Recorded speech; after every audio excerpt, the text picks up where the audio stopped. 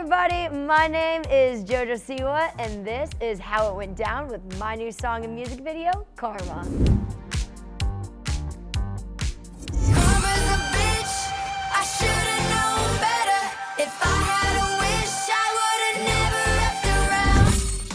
This song is so special, and I knew that I wanted this song to be not only a part of my life, but part of my life in such a massive way, in such a big picture. Originally, I was scared of the lyrics. I was 18 years old. I didn't want to say bitch.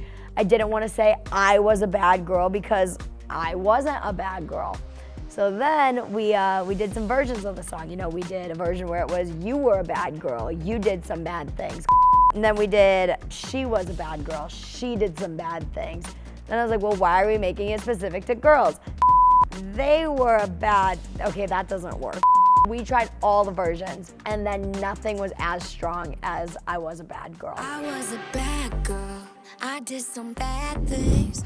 We actually recorded Karma 6 different times. I had 6 sessions on Karma, a couple times with different vocal producers. And that was really just because it's such a massive song with so many elements. If you listen to the first version of Karma, whole different song. The bridge, whole different bridge. The bridge basically the whole time was one note, and it was really cool. But when I lay me down to sleep, it's not your body next to me. This lonely room feels so empty, just me and my regrets. Then we were like, but what if it kind of had this, you know, little bit of flow to it? The song does sound like a 2010 record, it does, and that was the goal. But there was a point in time where it sounded a little too 2010. We reined it in, we found the mix of 2024 and 2010 to make it that same style, to fit more into today's world. I think we really did that. Karma's a bitch, and she's with you right now. Another thing that was really fun with Karma, it was a hope for the best. That song hits the lowest in my range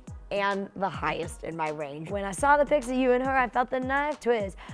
That part of the song, it was a game of press play, eventually we will get the take, keep it on loop, and we just looped and looped that one line for hours until we got the right take. And I always told the producers, I was like, look, I will stay in here till we get it, and we will get it because I won't leave until we do. I was like, but that is such a stretch for me. And I was like, we have to get it there, but that is a stretch for me. And then same with the very beginning. I was a bad girl.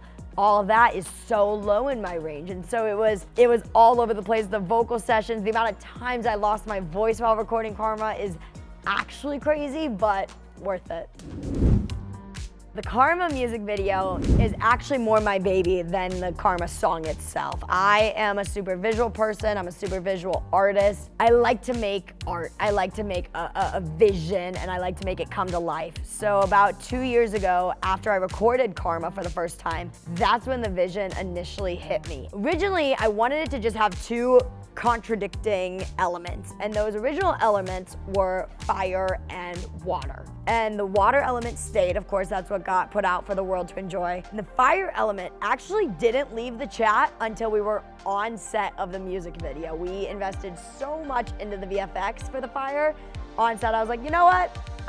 We don't need the fire anymore. Sorry. But it still kills me that you hooked up with her, and now the universe is giving me what I deserve. That shot where I rise out of the water, that shot was like the shot of the video. I told everyone, I was like, we have to save that shot for last because it's the one I'm most excited for. And I was like, we gotta save it. She has to be our last shot. And so that's what we did. And then dancing on the island, I knew what I wanted it to look like. I had my vision, but I didn't know how it was gonna happen. And I have an incredible director. His name is Mark Classfield. I've worked with Mark for 7 years now. We've been waiting for this first adult moment. Same with my creative director and choreographer, Richie Jackson. We've all been waiting for this first adult moment. So I was lucky to be able to have my whole team there with me. With the island, I mean, I attribute that so much to the director, Mark. He made that vision come to life. We wanted to create some sort of animalistic, some sort of beast, some sort of fucked up dance that really made